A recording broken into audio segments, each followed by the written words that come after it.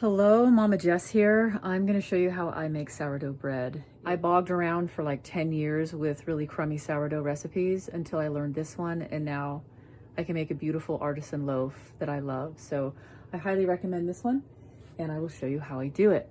So this way of baking bread is not with cups like measurements that way. You're going to be working with grams. So I recommend getting a measuring, a scale.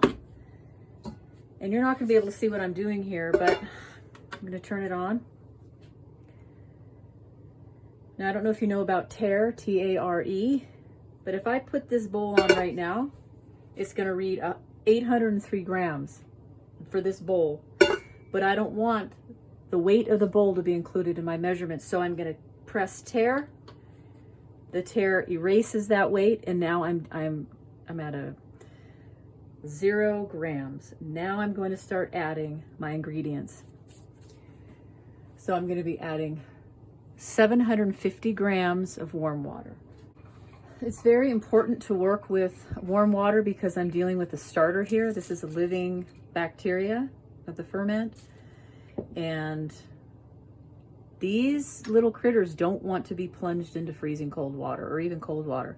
So I'm trying to keep the temperature the whole time I'm working with it, probably 80 degrees.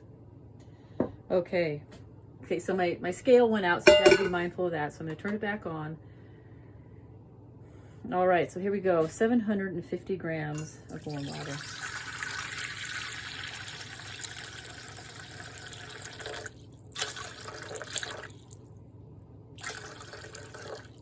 All right, that's good enough, 765, no worries. All right.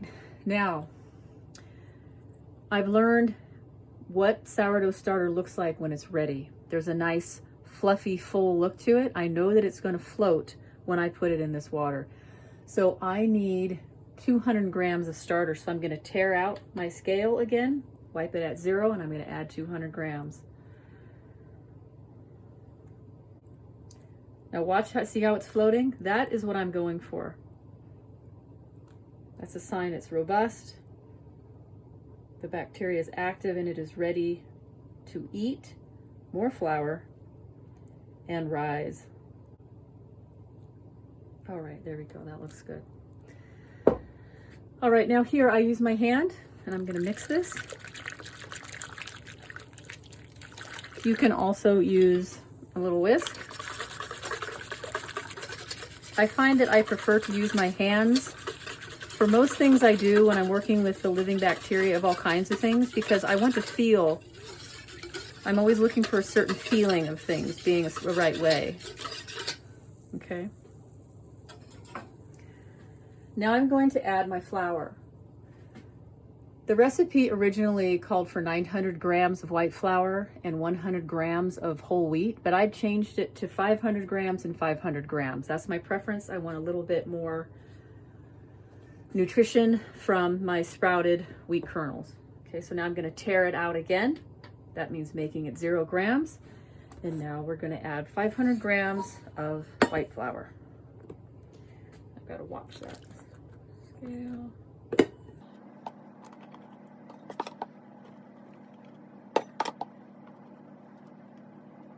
Almost there. Okay, that looks good. Now, what I do as far as whole wheat, I soak and dehydrate my own wheat berries. I don't buy them sprouted, that's much too expensive, but I do this myself, and this is preferable for me because I can tell it's a lot better for my digestion not to be working with regular old wheat berries that can be very hard on the digestion for some people. Okay, tare it out, make it 0 grams again. Now I'm going to add 500 grams again.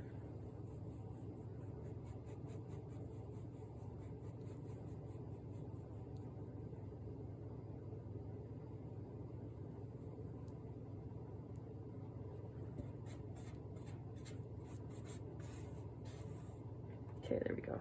Looks good. Okay, now I can remove it from the scale. Now again, I use my hands and I'm mixing.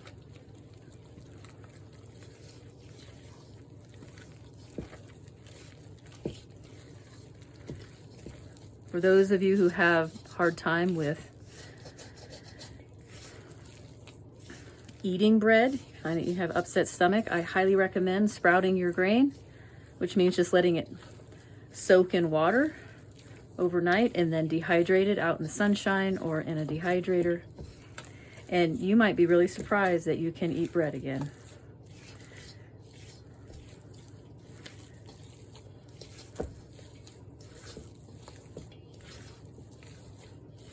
So I like to do this because I can feel for any clumps. I like to feel the temperature. It feels very nice and comfortable.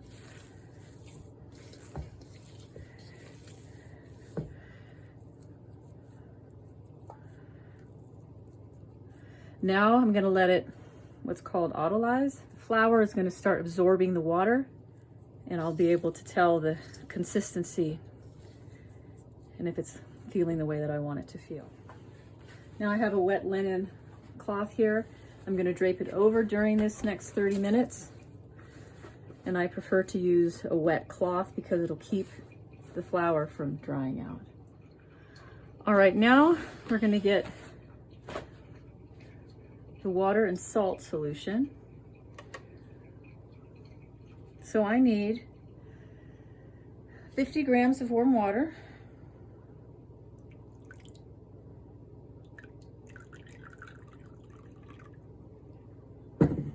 And 20 grams of salt.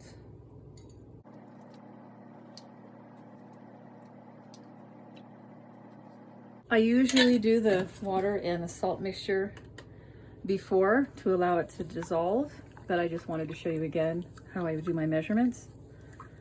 Okay. And then with my hand, I'm going to be mixing this little brine solution in.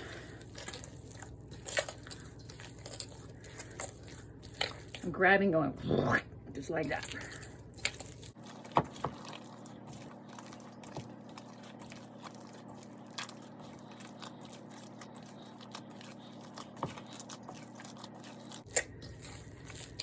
So a lot of this is feel. I'm starting to feel a nice elasticity forming.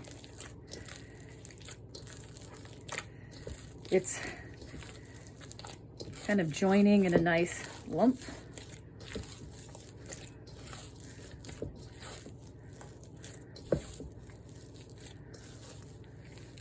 Okay, so now I'm going to let this sit another 30 minutes.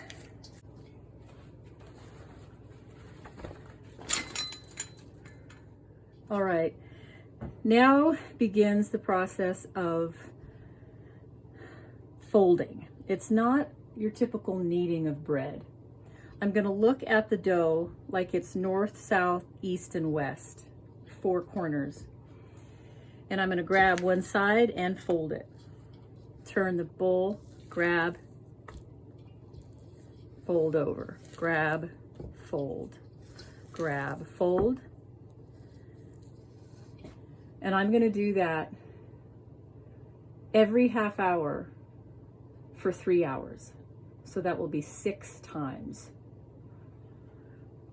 And what you're going to see is the dough is going to be getting fluffier, bigger. So it's a type of kneading that's kind of like no kneading, folding. All right, I'll be back in a half hour.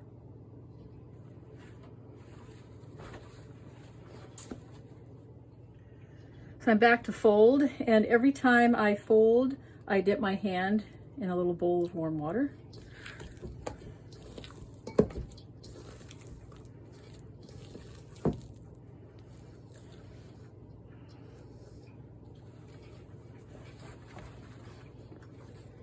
And I'll be back.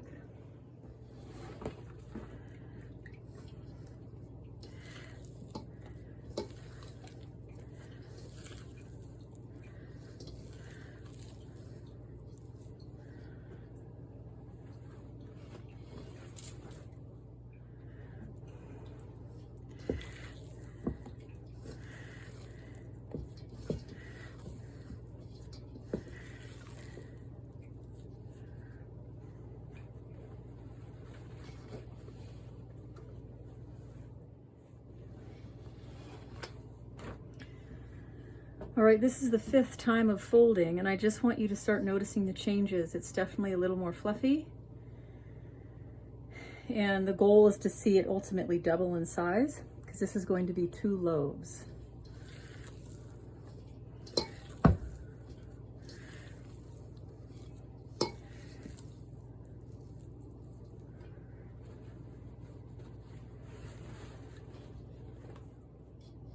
Okay, one more time.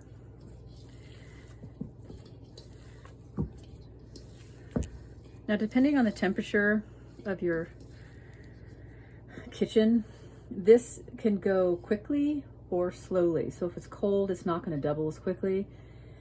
Warm, of course, it can go quicker. So rather than focus on the exact number of folds, pay attention to the size.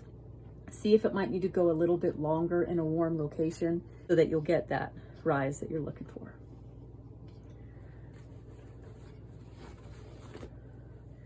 All right, we're gonna put some flour here on top of the dough, and now we're going to dump it out onto the cutting board. Okay, I'm pretty pleased with this. It looks like it's doubled. Sometimes it's a little better, a little bigger, which I find to be better, but this is okay. Okay. Now I'm gonna eyeball splitting it in half. Okay. I'm going to turn it into kind of a rectangle shape. I'm gonna fold down and up and pull the sides in, kind of pinch them, and turn it over and start forming it into a ball. Do that with this one as well.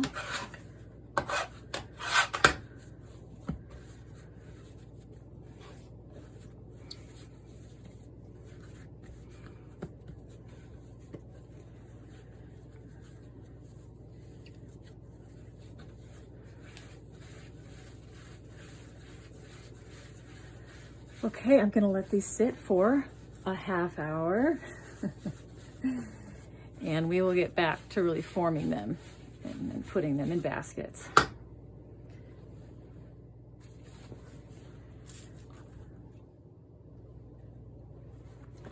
Okay, they have been resting for 30 minutes, and you can see how they have risen a little bit more. Okay, so now I'm going to form them. Over here.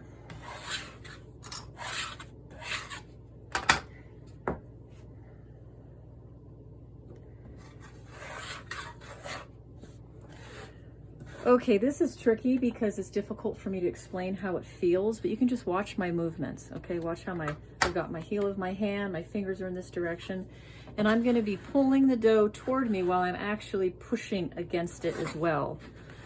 Okay, so it's a pull and a push at the same time. And there's somewhat of a roll happening. I can feel it rolling, and I'm using this hand to kind of help facilitate that roll. And it's creating a tightness. So I recommend just practicing that so you can feel what I'm talking about. Push, pull, roll, tighten.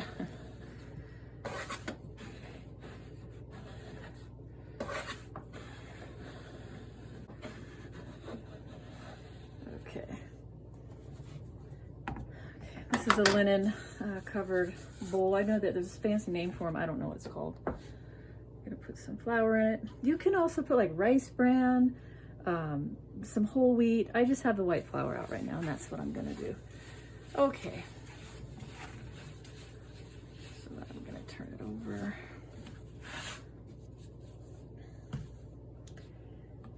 And form the second one.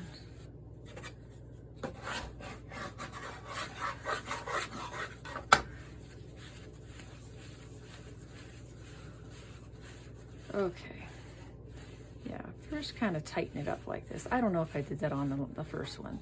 That feels better.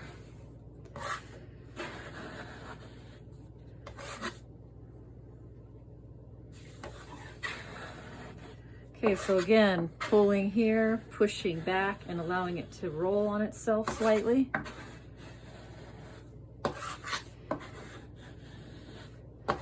And you're gonna feel it wanting to tighten up.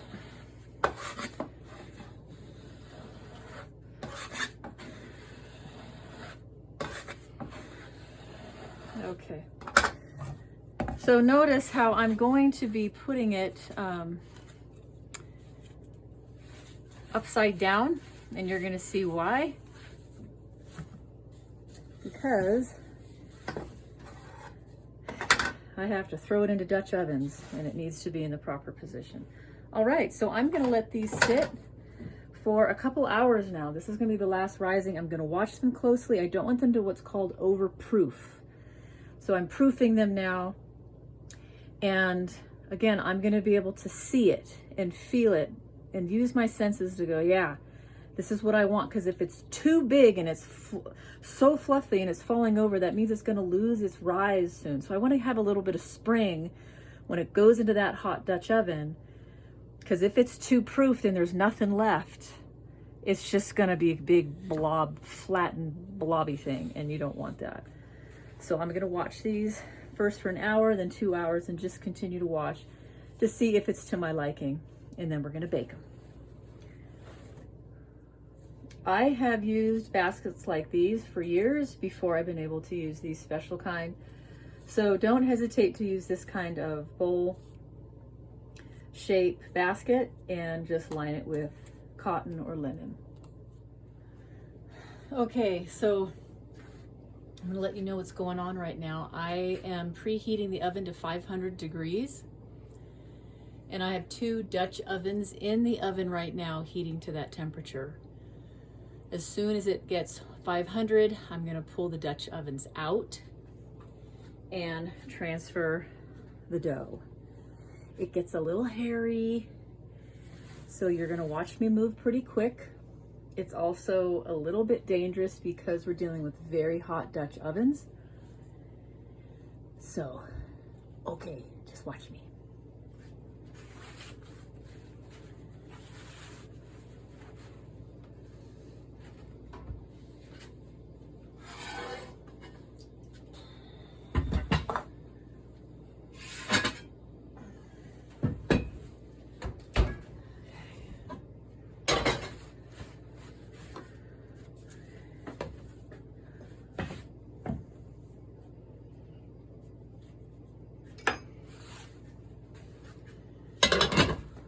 Have to move it pretty quick.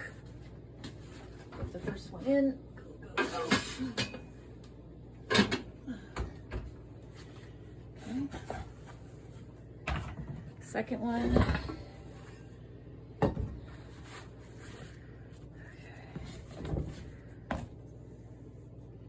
I just do a cut like an X on the top. Do not touch the Dutch oven. It's 500 degrees.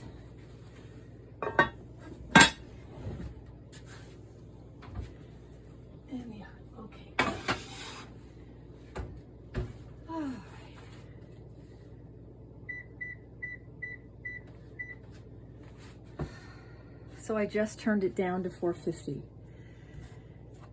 and I will make notes of that for you and how that works.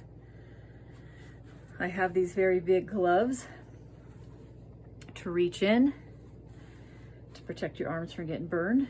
I'd recommend something like this. This is just a sharp knife, but they have things, I believe they're called lames, and they do quick razor blade cuts, but all you need is a sharp knife. Then while I'm here, and it's starting to cook for 20 minutes first time, and then I take the top off and I finish it, I start cleaning up a little bit.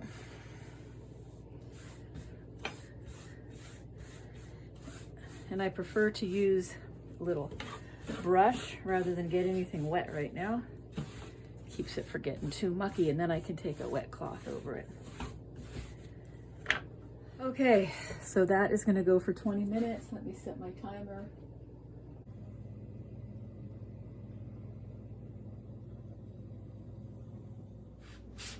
Now I'm taking the lids off.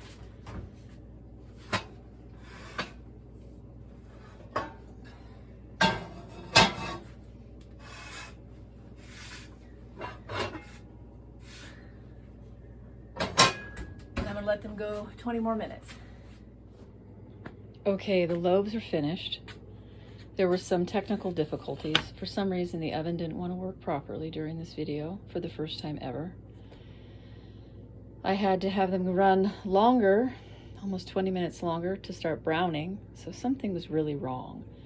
But it's important that you see this process. Things happen and you don't know what's happening, and you just push through and try to figure it out. Because I was not seeing this brown properly, I was checking the temperature. You want it to be about 200 or 210. That's when you know the inside is cooked properly. So I'm going to wrap these up and let them cool. And you usually don't want to cut them until they have a chance to rest a little bit, keep that moisture and that heat inside. And once they cool, then it's a good time to cut them. So I wrap them, it keeps the moisture in. I'll let them cool. When they cool, then I will put them in plastic bag. I usually quarter them, like quarter, cut, and then I freeze one loaf and I pull out a quarter as I need. But if you're a big family and you have people eating bread, then you're good to go. I'll show you how I froze my bread here. I quartered it, and now I never have to worry about my bread getting moldy or stale. And I know a lot of you, you're single and you just can't get through that much bread. So this has been my remedy to not lose all this hard work. I really hope you enjoy this recipe. It is my favorite. It works every time, and the flavor was excellent. So thank you for your time, and I will talk with you soon. Bye-bye.